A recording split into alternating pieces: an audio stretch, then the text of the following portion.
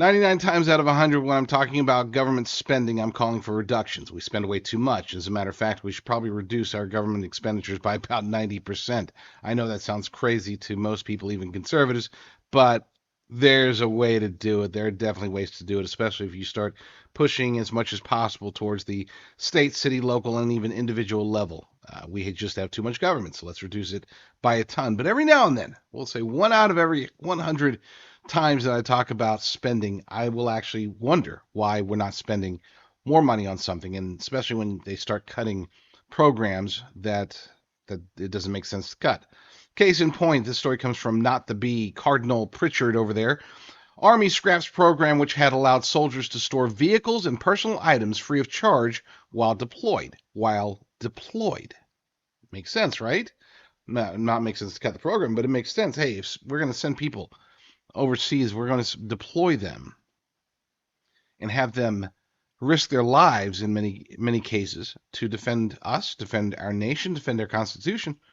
At least we could pick up the tab for the storage facility so they don't lose all their stuff, right? Their parking pass, so they can park their vehicles and not have to be concerned about them getting towed away or anything like that. Except that's no longer the case. According to the military.com, the Army has ended a major program that allowed soldiers to store their home goods and vehicles at no cost while they are away from home for extended periods of time. Army Sustainment Command, which oversees logistics for the force, discontinued the use of funds across the service to store vehicles and other goods owned by soldiers while they are deployed.